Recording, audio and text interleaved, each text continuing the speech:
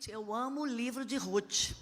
O livro de Ruth é uma história de amor, de Deus conosco, né? E o tema é muito importante: Deus levantará um resgatador. Quando fala de resgate, fala de alguém que foi o quê? Roubado de alguma área. Fala de alguém, né, que foi retirado de um lugar de posição. Fala de sequestro. E nós fomos sequestrados lá no Éden por Satanás. Satanás sequestrou aquele casal quando eles comeram da árvore do conhecimento do bem e do mal. E eles saíram do reino da luz e foram levados para o reino das trevas, para o reino de Satanás. Então, todos nós, a partir da desobediência daquele casal de Adão e Eva, nós fomos sequestrados por Satanás, roubados do Éden, do reino da luz, do reino da eternidade, da bondade, da saúde, da alegria, para o reino das trevas, para o reino da morte. Mas Deus, da sua onisciência, quando você vai lá no livro de Efésios, no capítulo 1, a partir do versículo 10, diz que Deus, antes da fundação do mundo, já havia preparado o Cordeiro. Já havia preparado um resgatador para mim e para você. Porque Satanás pensou que venceu a batalha, né? Mas já havia um resgatador para a minha vida e para a tua vida. E quem é esse resgatador? Quem é esse Cordeiro? Jesus Cristo. Por isso que Satanás odeia o ser humano, porque houve uma sentença para ele. Ele pensou que tinha vencido, que ele ia implantar o reino dele nessa terra.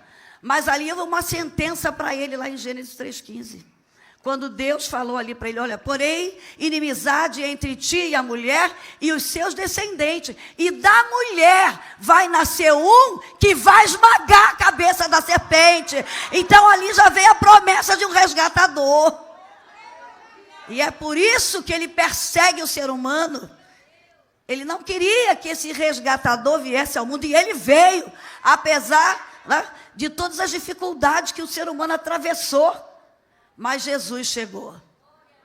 Então, o livro de Ruth tem tudo a ver, uma tipologia com a igreja. Ruth representa eu e você. Ruth representa a noiva de Cristo. E Boaz representa Cristo, que é o resgatador. Porque quem era Ruth? Ruth, a gente tem que ir lá na genealogia de Ruth. Ruth era moabita. E os moabitas eram um povo amaldiçoado. Por quê? Eles eram descendentes do relacionamento de Ló com as suas filhas. Um relacionamento de incesto. Por quê? Porque quando Deus mandou os anjos irem lá em Sodoma, tirar Ló daquele lugar que seria destruído por causa do pecado, que Deus ficou indignado com o pecado daquele povo, e tinha alguém intercedendo, tinha alguém pagando o preço pelo resgate daquela família. Quem era? Abraão. Abraão era o intercessor. Abraão estava orando. E Abraão estava clamando a Deus: Senhor, se tiver 50 lá em Sodoma, olha o poder da tua intercessão pela tua família. Intercessão é coisa séria. Intercessão é coisa importante.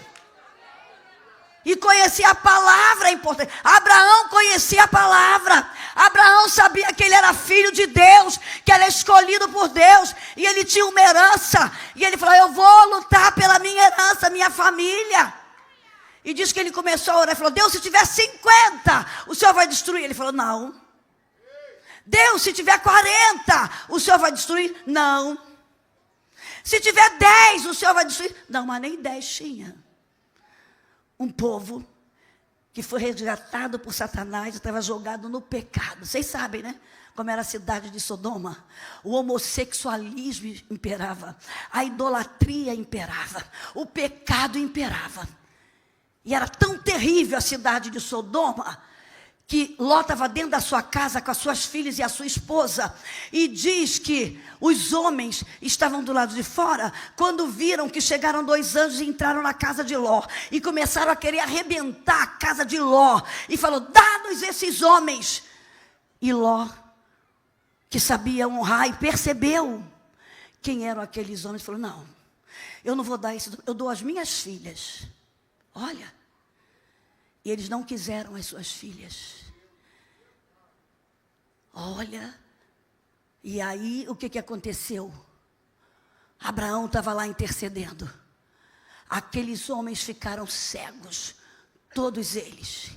E os anjos falaram: Ló, se apronta com a sua casa. Nós temos que ter pressa, porque vai ser destruído. Irmãos, o mundo vai ser destruído também.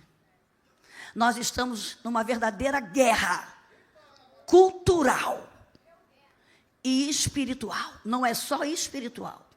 O diabo está usando a cultura para destruir a igreja. O diabo está usando a cultura para a gente se acostumar com o pecado, achando que o pecado é natural.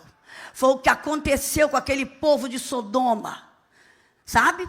E as filhas de Sodoma moraram lá, e a mulher também, e se acostumaram com o pecado. Por isso que elas dormiram com seu pai, embebedaram seu pai, porque o incesto, o abuso de pai com as filhas ou com os filhos já era natural. Cuidado. Não importa de onde você veio, mas quando você é resgatado por Jesus, Deus trabalha a sua mente e você muda a mentalidade, você muda os maus hábitos, porque o poder do nome de Jesus e do sangue dele tem o poder de fazer essa mudança.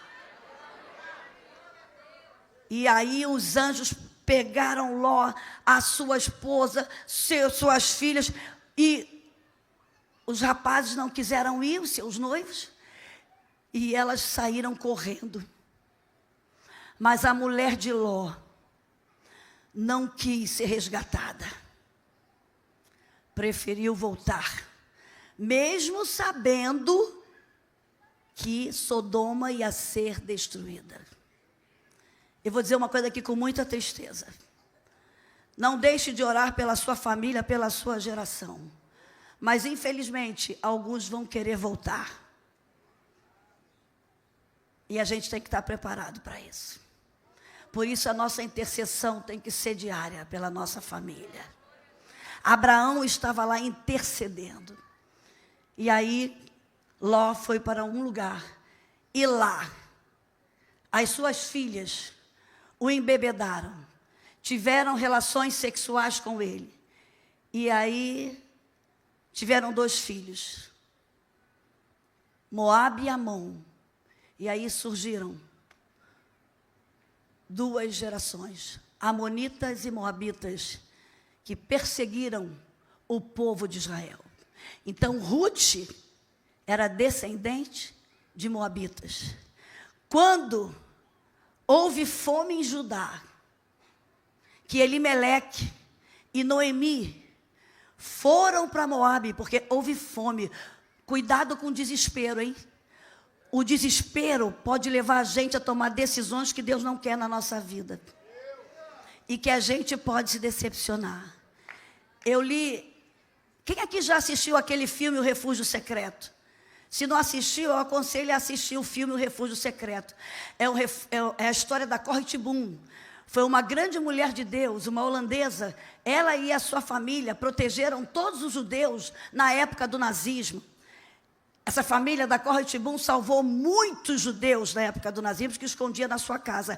Aí os alemães descobriram e levaram eles para o campo de concentração. Chegando lá no campo de concentração, mataram o pai dela, a mãe, a sua irmã, as estruparam.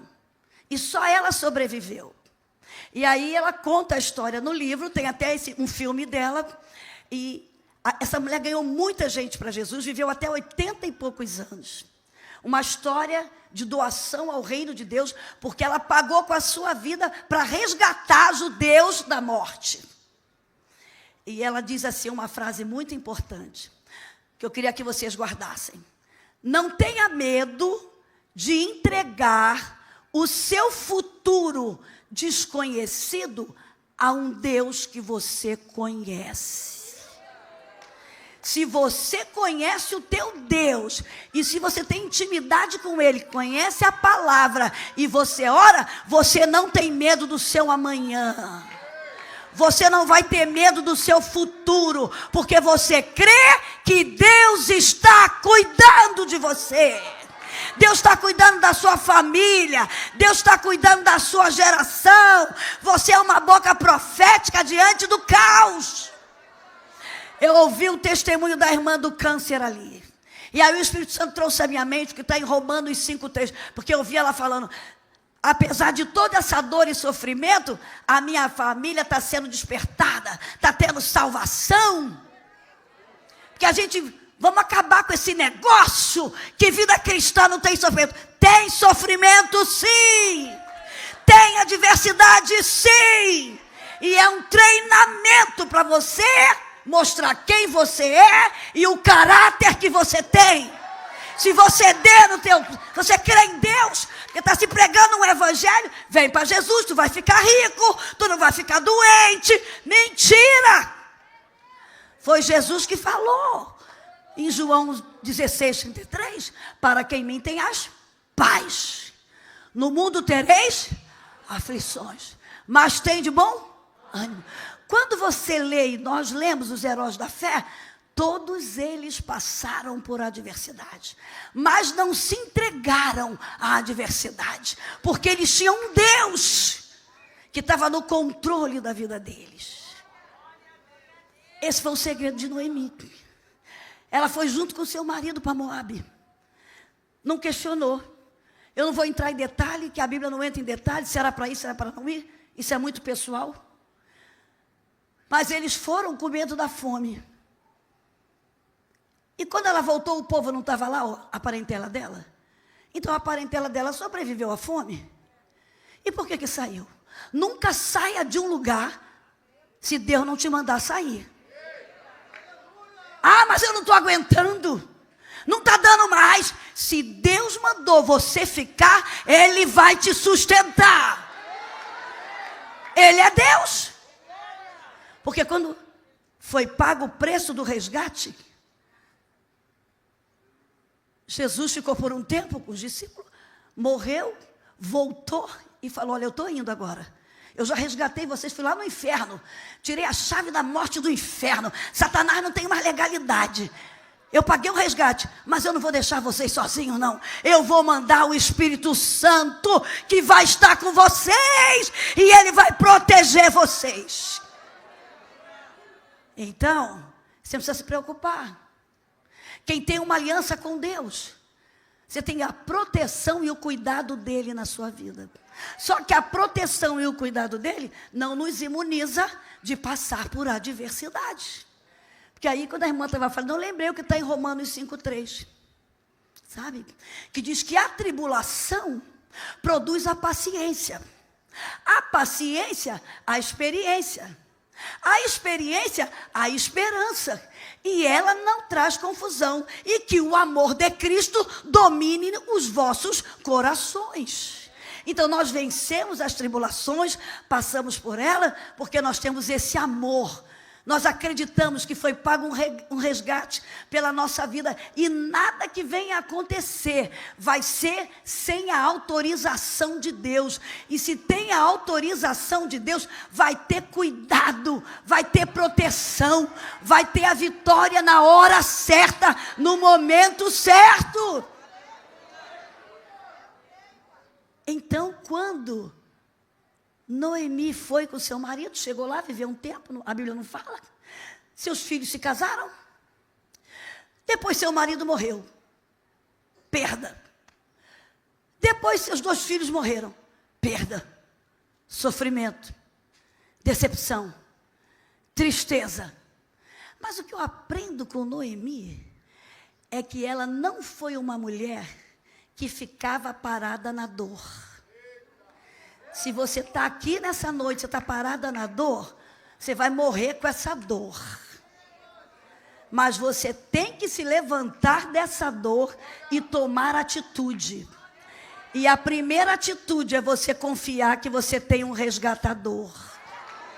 E ele já pagou o preço lá na cruz do Calvário. E o lindo que eu aprendo com Noemi é que ela, apesar de tudo isso, ela conseguiu influenciar Ruth. A dor de Noemi não fez ela ser uma pessoa mal-humorada. Não fez ela ser uma mulher maldizente. Sabe? Uma mulher que não mantinha relacionamentos. Então eu queria dizer para você 3 atitudes da vida de Ruth que ela aprendeu com Noemi. Eu anotei aqui que é na escola do sofrimento que nós encontramos a sala de aula da oração. Você está sofrendo? Vai para a escola da oração.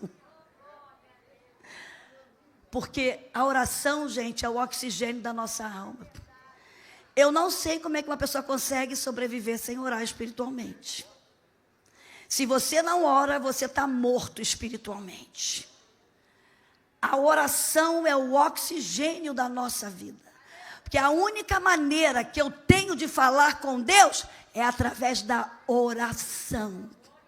E a palavra oração quer dizer orar e agir. Eu falo com Deus, e quanto mais eu falo, quanto mais você conversa com alguém, mais você vai conhecer essa pessoa. Quanto mais você conversa com o seu marido, mais intimidade você vai ter com ele. Quanto mais você conversa com os seus filhos, mais você vai conhecer seus filhos. E eles vão te conhecer, mais intimidade você vai ter. Agora, como é que você vai conhecer Deus? Se apossar das bênçãos de Deus, se você não fala com Ele. E o que a Bíblia diz em 1 Tessalonicenses 5,17? Orar só aqui na igreja hoje, no culto sobrenatural? Orar só quando passa por dificuldade? O que fala a Bíblia? Orai. Vamos falar bem alto. Orai.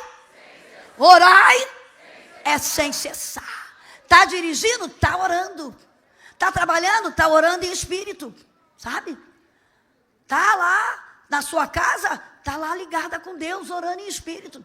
Tem os momentos especiais de oração? Tem, mas o seu espírito tem que estar ligado com Deus. Mateus 26, 41, é Jesus que está falando. Vigiai e orai, para que não entreis em tentação. Porque, na verdade, o espírito está pronto, mas a carne é fraca. Nossa carne é pecadora, irmãos. Nossa carne é fraca. Então, quando você ora, seu espírito fica vigilante. Quando você não ora, teu espírito não fica vigilante. Agora, quando você ora, você tem uma proteção de Deus. Sabe? Você fica em alerta. E aí está vigilante. Você vai ver, você vai ter uma percepção espiritual. Paulo fala lá em Efésios 1,17, ele está orando pela igreja de Éfeso. E ele fala, Pai, que eles tenham espírito de sabedoria e espírito de revelação. Quando você está orando em espírito, o Senhor te dá revelações, onde você está vivendo, o que está acontecendo, te dá espírito de sabedoria.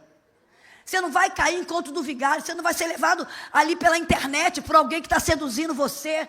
Você está orando na tua casa, o Espírito Santo te leva lá no quarto do teu filho para ver que ele está vendo pornografia. O Espírito Santo te revela, tu levanta de madrugada, cadê meu marido? Ele está lá no escritório vendo pornografia. Você chega lá, desliga aquele computador e começa a clamar, o sangue de Jesus tem poder. Se você orar, você vai ser vigilante. Você vai ter um radar para perceber as ciladas do inimigo na tua vida. Sabe? É por isso que é uma batalha espiritual orar. É difícil orar. Não é fácil, não. É difícil você parar para orar. Porque você tem que orar e depois tem que parar para ouvir Deus. Para ouvir Deus. Então, Noemi foi essa mulher. Uma mulher de oração. uma mulher que entendia quem ela era, o propósito de Deus para a sua vida.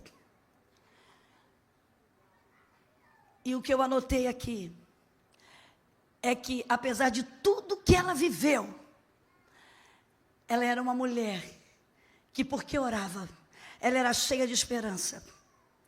Ela tinha sonhos. Ela não pensou em desistir, em se matar, em se suicidar, porque perdeu o marido, porque perdeu os filhos, porque estava lá em Moabe. Ela falou, quê? Ela era antenada com as coisas que estavam acontecendo. Ela ouviu que lá em Belém tinha acabado a fome. O que é que você anda ouvindo? O que você ouvir vai interferir no propósito que Deus tem para a tua vida. Hoje as pessoas só querem ouvir fofoca. Só querem estar nas redes sociais sabendo da vida dos outros. Aí começa a ficar triste, a se comparar. Não, ouça a palavra de Deus. Use as redes sociais para ouvir mensagens, para ouvir louvores. Você vai estar antenada com a presença de Deus na tua vida. Ela ouviu, e ao ouvir ela falou, quê? Eu vou voltar para a minha terra. Eu vou voltar para a casa do pão. Eu não sei o que você está passando. Se tem alguém aqui afastado, longe. Hoje você está aqui, você está sendo resgatado. E você vai voltar para a casa do pão. Aqui é a casa do pão. Tem alimento espiritual, tem alimento emocional. Para mudar você e a sua geração. Que eu acho lindo de Noemi. Toda a dor, ela passou. Ela pensou, não acabou não. Eu estou viva. Se eu estou viva, tem propósito. Você acredita nisso? Fala, eu estou vivo. Então eu tenho propósito de Deus para a minha vida, para a minha família, para a minha geração. Nada que esteja acontecendo no momento comigo vai fazer eu desistir do meu propósito. Noemi não desistiu, não. Eu estou viva! Ah, Deus, eu estou viva! Morreu todo mundo, mas eu estou viva, Deus! Então eu vou continuar. Eu vou falar desse Deus para alguém. Eu vou dizer que Ele é o Deus do impossível. Eu vou dizer que nós estamos esperando o Redentor de Israel. E aí ela falou com as suas duas noró, volta para as suas casas. Que mulher fora de série, sabe? Não quis obrigar, não. Deu o direito de escolha. Volta. Mas tem uma que aprendeu com Noemi, Ruth. E aí ela faz uma declaração. E eu sei que a declaração que ela faz no livro de Ruth, no capítulo 1, no versículo 16, é porque ela viu isso na vida de Noemi. Ela faz uma declaração linda, que até os casais usam, né? Lá no convite de casamento. Ah, não insiste para que eu te deixe não, Ruth. Eu não vou te deixar. O seu Deus será o meu Deus. O teu povo será o meu povo. Onde você morar, ficar, eu vou ficar com você. E onde você foi enterrada, eu vou ser enterrada com você. Gente, que declaração linda de fidelidade e lealdade a Ruth e a Noemi e ao seu Deus. Será que você tem alguém que diz isso para você? Você está convivendo lá num ambiente, talvez ninguém seja cristão na sua casa. Você está vivendo uma luta, não está entendendo nada. E Deus vai te usar para você ser uma Noemi lá na sua casa. E você vai levantar Ruths. Você vai mudar desígnios. Você vai mudar heranças de maldição. Foi o que aconteceu. Ruth era moabita, era amaldiçoada. Veio de uma linhagem amaldiçoada. Mas através da vida de dor de Noemi, ela foi alcançada. E ela faz parte da genealogia de Jesus, gente. Então, por isso que Ruth representa eu e você. Ruth representa a igreja, a noiva de Cristo. Nós todos éramos pecadores. O nosso destino seria um inferno. Mas Deus olhou e falou, não, ali é a minha noiva, é a minha igreja, eu vou mandar Jesus Cristo e vai resgatar, e eu vou tirar eles do inferno, e vou colocar com direito à eternidade a reinar comigo nessa terra. Então, que você possa entender que Ruth fez essa declaração, porque Noemi, eu vou terminar, mas eu quero deixar, como esse é o ano de frutificar, não é? Então a gente está aqui para frutificar através da nossa vida, através do nosso caráter, da maneira que eu ando, da maneira que eu falo, da maneira que eu me comporto, como eu me relaciono. Eu sou um pequeno Cristo nessa terra. Então, Ruth foi atraída pela vida de Noemi. Não importou que ela perdeu os filhos, perdeu o marido, mas Ruth viu algo muito valioso em Noemi. Porque Noemi era uma mulher frutífera. Era uma mulher que produzia bons frutos, independente da situação. E aí, a primeira coisa que Ruth aprendeu foi a entregar o seu futuro ao Deus de Noemi, mesmo não conhecendo o seu futuro, porque ela acreditava que o Deus de Noemi garantiria o futuro dela. E ela não se importou com a sua história. Ela não se importou com a sua origem. Mesmo tendo uma origem de moabita, de amaldiçoada, ela acreditou que o Deus de Noemi iria mudar a sua história e da geração dela.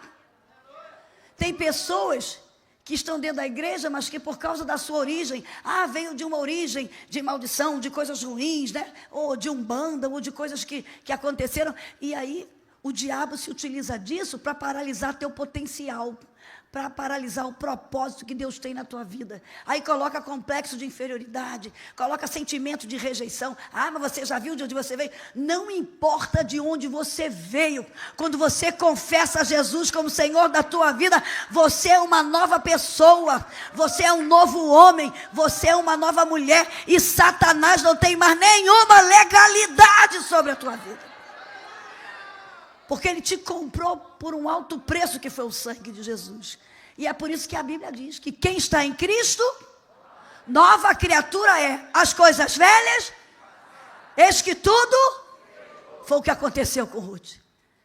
Começou um mundo novo, uma história nova. Acabou a Ruth moabita. Ela agora é a Ruth que pertencia ao reino de Deus. Um novo pensar, um novo agir, um novo falar. Ela mudou de Deus. Agora, Noemi, o teu Deus vai ser o meu Deus.